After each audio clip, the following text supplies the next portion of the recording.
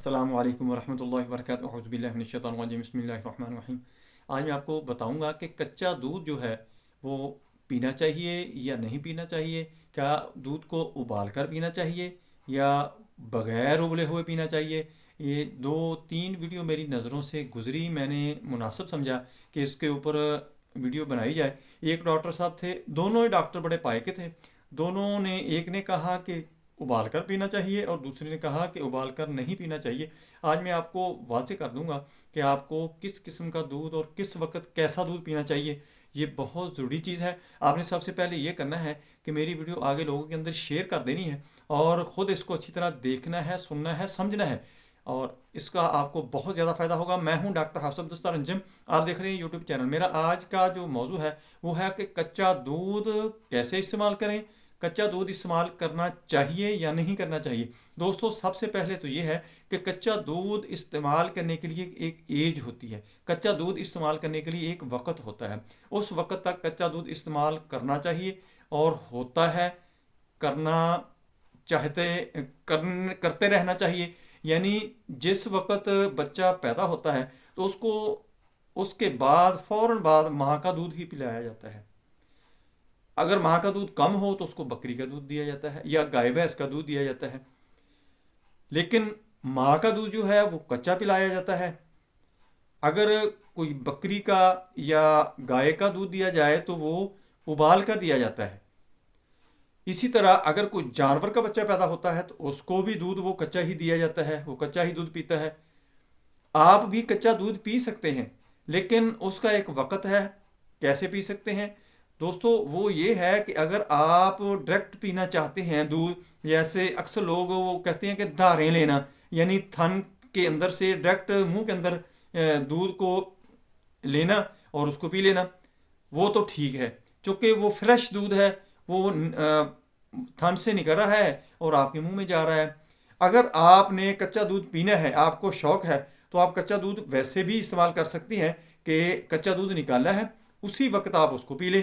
वो अगर आप पिएंगे, आपने अगर पिया हो तो आपको जायका और उसका जो टेम्परेचर है वो भी महसूस होगा। जब दूध धोया जाता है यानी निकाला जाता है तो उस वक्त दूध जो होता है वो नीम गर्म सा होता है, हल्का हल्का, जिसको कोसा कोसा कहते हैं, ऐसा होता है।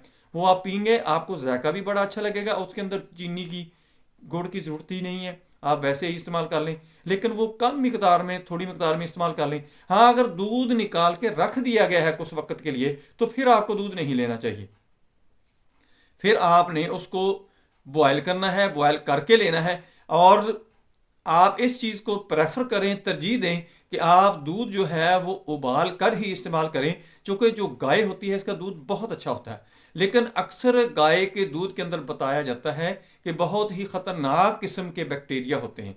यानी एक तो होते हैं ना कि दूध आपने धोया, यानी दूध निकाला है, दूध वाले बर्तन के अंदर रख दिया है आपने, तो वहाँ उसके अंदर बैक्टीरिया कुछ देर के बाद पैदा होना शुरू हो जाते हैं। या आपका दूध कच्चा दिन पीने को दिल करता है। अक्सर लोग, मेरे पास मरीज ऐसे हैं जो कहते हैं कि हम कच्चा दूध ही इस्तेमाल करते हैं, लेकिन वो ऐसे करते हैं, या तो डायरेक्ट थान के अंदर से वो धारें लेते हैं या वो निकाल कर उसी वक्त पी लेते हैं। वो कभी उनको नुकसान नहीं होता। वो कहते हैं कि हम पीते ही कच्चा है, बॉयल करके पीते ही नहीं है। अगर आपका दिल करता है, आपके पास कोई ऐसा जानवर नहीं है कोई जो दूध देता हो आपको, डायरेक्ट दूध थन के अंदर से मिल सके, या आप उसी वक्त उसको धोकर यानी निकाल कर पी लें, ऐसे तो नहीं होगा। अगर आप किसी गवाले को कहते हैं तो वो कच्चा दूध लाकर आपको देगा, आपको तो पता नहीं वो कब का निकाला गया है, उसके साथ क्या हुआ है, कैसा बर्तन था, वो किसके अंदर पड़ा हुआ था, उसके अंदर कौन कौन से बैक्टीरिया पैदा हो चुके हैं। इसलिए ये नुकसानदेह है। आपने ये कच्चा दूध कभी भी नहीं इस्तेमाल करना। दूसरा जो है वो, कुछ गायें होती हैं, उनके अंदर बीमारियां होती हैं। अक्सर गाय के अंदर बताया गया है कि कुछ गायें ऐसी भी होती हैं जिनके अंदर टीबी के जरासीम भी होते हैं। कि दूध पीते हैं आप, मैंने एक दो जगह पढ़ा था कि टीबी के जरासीम होते हैं, अगर आप कच्चा उनको बॉयल किए बगैर पी लेंगे तो आपको ऊपर वो असरअंदाज हो जाएंगे। और बहुत सारी ऐसी बीमारियां होती हैं कि जिनके बैक्टीरिया उनके अंदर, जरासीम उनके अंदर, जर्म्स उसके अंदर होते हैं। जब वो आप दूध कच्चा पीते हैं, बॉयल नहीं करते, तो वो आपके अंदर वो जाकर पंपना शुरू कर देते हैं, यानी बढ़ोतरी शुरू कर देते हैं, आपको उसमें मर्ज में मुब्तला कर देते हैं। दोस्तों, आपने जब भी दूध पीना है बॉयल करके पीना है।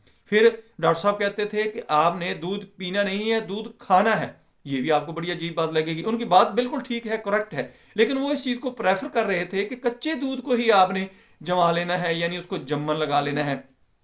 जमा लिया, उसको दही की शक्ल में बना लिया, उसको पनीर बना लें, उसको धोकर उसका मक्खन निकाल लें बलोकर उसको।